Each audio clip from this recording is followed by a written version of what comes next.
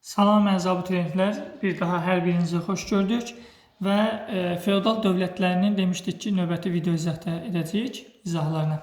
Baxın, indi isə sadəcə Salari və Rəvvadilərdən danışacağıq. Hər üçü də görürsünüz, Azərbaycanın cənubunda yaranmış feodal dövlətləri idilər. Sadilər, Salarilər və elə bunların da Salarilərin də ərazisində Rəvvadilər yaranır. Yəni, hər üçü də Azərbaycanın cənubunda yaranmışdı. Və birinci keçid alaq Sadilərdən danışaq. Görək, Sadilər sülaləsi kim idi?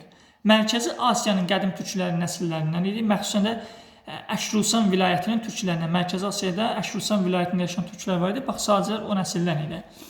Sülalənin nümayəndələri Afşin ləqəbi daşıyırdılar. Bəli. Və banisi kim idi? Əbüsac Divdad. Vaxtı ilə ərəb xəlifələri Saci tayfalarını Mərkəzi Asiyadan xilafətin Bizansa sərhəd bölgələrinə köçürür. Və ona görə də xəlifə həmin o Azərbaycan ərazisini, yəni Cənubi Azərbaycanı Əbüsaca iqta olaraq vermişdi. Və xilafətdə sədaqətli xidmətinə görə və xilafətin Bizansa qarşı müharibəsində qəhrəmanlıq göstərdiyinə görə. Əvəzində də bunlar nə edirdi? Sacilər xilafətə hər il 120.000 dinar xərac verirdilər. Və keçid alırıq Məhəmməd ibn Yeziddən danışaq. Deməli, Məhəmməd ibn Yezid, yəni Yusuf ibn Əbüsacın varisləri bir sıra şəhərləri ələ keçirir, Gürcüləri üzərinə uğurlu yürüşlər təşkil edir, Gürcüləri məğlub edir və 898-ci ilə 9-cu ildə öz adına pul kəsilir. Baxın, kimin adına pul kəsilirsə, kim xütbə oxutdurursa, dövlətin yaranması da onun adı ilə bağlıdır. Ona görə də əziz şagirdlər diqqətli olun. Deməyin ki, dövləti Əbüsac Divdad yaratdı. O sadəcə sülalənin banisidir. Sülalənin əsasını qoyur. Amma dövləti kim yaratdı? Məhəmməd ibn Əbüsac. Buna görə də Sadilərin yaranması məhz Məhəmməd ibn Əbüsacın adı ilə bağlıdır. Və Azərbaycanın ilk etnik feodal türk dövləti oldu. İlk paytaxtı hara olur? Marağa şəhəri. Qayıdıram. Baxın. İlk paytaxtı olur Marağa şəhəri. Sonra isə Ərdəbil şəhərinə köçürülür. Bu da xəritə üzərində yadınızda qalsın. Və sərhədləri şimalda Dərbənd, cənubda da Zəncana kimi uzanırdı. Yusif ibn Əbüsac, yəni Məhəmməd ibn Əbüsacın oğlu. Deməli, Sadilər müstəqil siyasət yürütdü və daha da güclənir. 912-ci ildə xilafətə xərac göndərmə dayandırır və asılıqdan çıxır. Təbii ki, bu da xilafətlə müharibəyə gətirib çıxaracaq. Və ilk döyüşdə Yusif xilafətin 20.000 ordusunu məğlub etsə də, sonraki döyüşlərdə artıq məğlub olacaq. Düz 917-ci ildə bir də məğlub eləyir. Amma bu qələbədən sonra Yusif öz adına pul kəstirdi. Və görürsən, Məhəmməd ibn Əbüsac da öz adına pul kəstirdi, Yusif də. Və sonuncu döyüşdə artıq Yusif nə olur? Məğlub olub və əsir düşür. 3 il zindanda yatsa da sonradan Azərbaycan əhalisinin etirazına görə xəlifə onu azad edir. Və Yusif ibn Əbüsac Gürcü və erməniləri asılı vəziyyətə salır.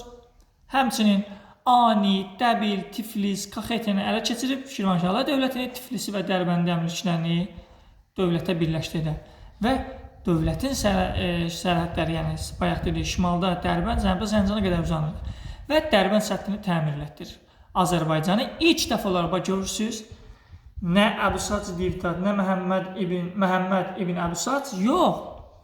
Yusif ibn Əbüsac məhz Azərbaycan torpaqlarını ilk dəfə vahid halda birləşdirir. Ona görə Azərbaycan torpaqlarının vahid halda birləşdirilməsi Yusifin adı ilə bağlı və Samanilərlə müharibə apararaq Rey şəhərini geri alır. Bu da Mahmud Qəznəvindən oxşar cəhəti, yəni Samanilərlə müharibə aparması.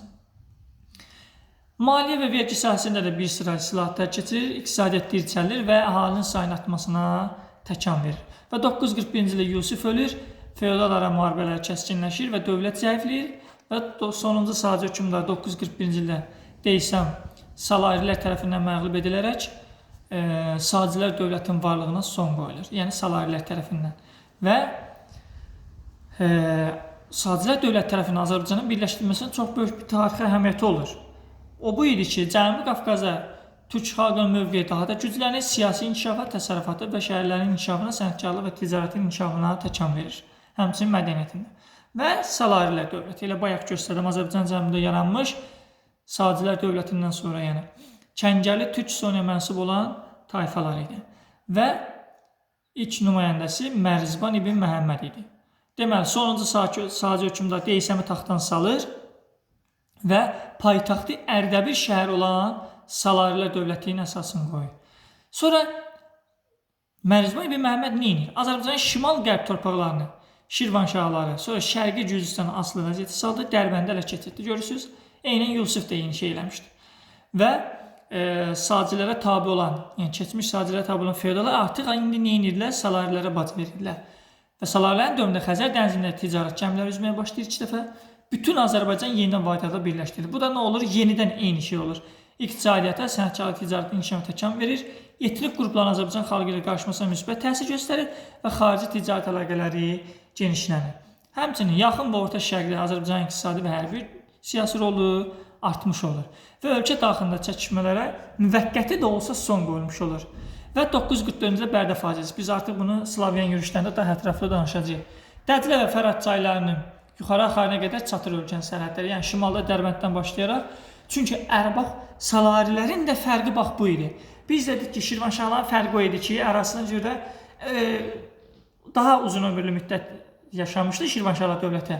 Amma Salarilər isə ərazisinə görə daha böyük idi. Bəli. Və Mərzban ibn Məhəmmədin qanunnaməsi var. Məqsədi nə idi? Vergiləri nizamlamaq, vergi toplanmasında öz başına son qoymaq. Nəticədə nə olur? Təbii ki, qayda qanunu yaradıldı vergi yığımında. Tabi olmadan boyun qaçıran feodalların da əl qolunu yığmış olur. Və vergilər nizamlanır, maliyyə işlərinə nəzarət artır. Vergilər nə idi? Əmlak və torpaq vergisi idi. Bir də xərac.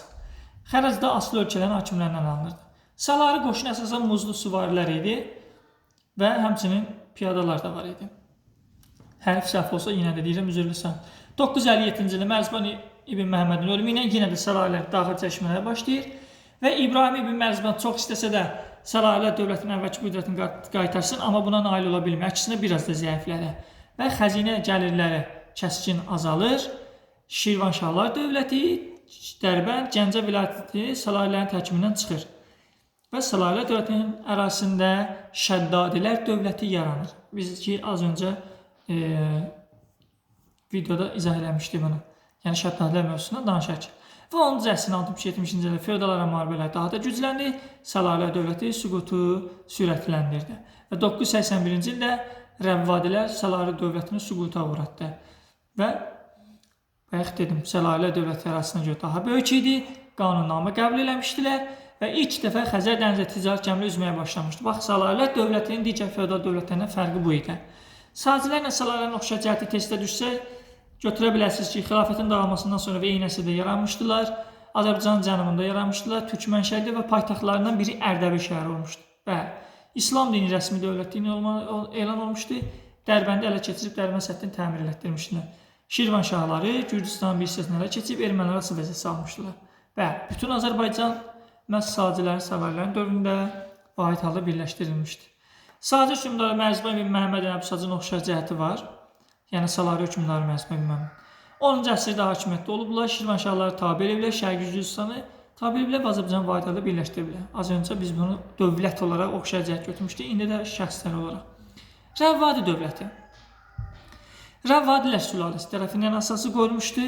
Hətta biz dedik ki, 8-ci əsrin sonunda Azərbaycanın cənubunda Rəvvadi sülaləsi tərəfindən Rəvvadi əmirliyinin əsası qoyulmuşdu. Baxın, yoldaşlar, görürsünüz, bu Azərbaycanın cənubudur. Daha doğrusu buradan götürürəm. Baxın, bir buradan sərgi salım. Aha. Bax, bu Araz çayından gördüyünüz ərazi, bu Araz çayından cənubda Rəvvadi dövlətinin əsası qoyulmuşdu. Amma dövlət yaranmamış öncə sülalə idarə edirdi buranı. Rəvvadi sülaləsi 8-ci əsrin sonunda yaradılmışdı ərəblər tərəfindən. Və sonra Salarilər dövlətinin varlığına son qoyub, paytaxtı Ərdəbil şəhəri olan, yəni ilk paytaxtı Ərdəbil şəhəri olan Rəvvadi dövlətinin əsası qoyulur.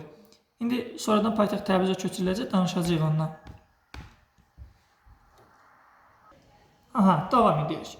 Dedik ki, ərəb mənşəli idilər və xilafət onlar Azərbaycana özünü etnik dairə yaratmaq üçün götürmüşdü. Əsasən Marağa, Təbriz, Qaradağ və Əhər bölgələri. Və Əbülhicə Rəvvadi.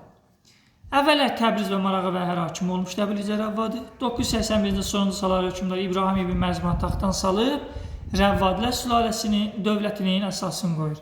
Və Rəvvadilər dövləti Azərbaycanın cənubunda yaranmışdı. Az öncə xəritədə göstərdik. Muğan hakimliyi, yəni Azərbaycanın şimalında indiki Muğan ərazisini tabe eləmişdi. İlk paytaxtı Ərdəbil, sonrası Təbriz olmuşdu.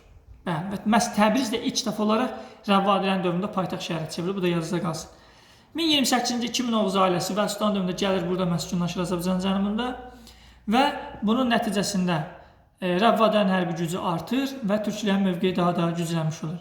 Həmçinin Bizans və Erməni gürcü feodalların basqınlarına qarşı alınmasında böyük rol oynayırlar. 1042-ci Təbriz zəlzələsi baş verir və Vəlisultan paytaxtı tərk edir və 1054-cü ildə isə 1-ci Toğrul Təbrizə hücum eləyir və Vəlisultan müqavimətin mənası olduğunu görərək onlara tabe olur və Səlcuqlardan asılı vəziyyətə düşürlər. Və 1065-ci ildə Rəvvadilər dövləti Səlcuqlar tərəfindən, Səlcuq Sultan Arslan tərəfindən ləğv edilərək varlığına son qoyulur. Düzdür, dövlət ləğv edilsə də sonradan Rəvvadilər sülaləsinin davamını Axsunqurilər davam etdirir. Və onlar çəkilirlər Marağada bir müddət varlıqlarını qoruyub saxlayırlar. Ta ki, burada qeyd edeyim, Axsunqurilər, bax biz gələcək dərsdə keçəcəyik. 1227-ci ilə qədər varlıqlarını qoruyub saxlayırlar. Xarəzmşah Cəlaləddin gəlib sonradan son qoyur. İndi burada oxşar cəhətlər var. Sadi saları Rəvvadilərin Azərbaycan cənubunda yaranmışlar, hər üçü də. Erkən feodalizmdə yaranmışlar və xarici hücumlara məruz qalmışlar. Bunları da testə yürütə bilərsiniz. Rəvvadi saları eyni əsrdə Azərbaycan cənubunda yaranmışlar. Eyni əsr, yəni Rəvvadilər dedik ki 981-ci ildə, salarilər də 941-ci ildə. Bu deyilir eyni əsr, yəni 10-cu əsr. Azərbaycanda ilk feodal dövlətlərindən idi. Bəli, paytaxtları da Ərdəbil şəhəri olmuşdu. Bu qədər əziz abituriyentlər, sağ olun, hər birinizə uğurlar.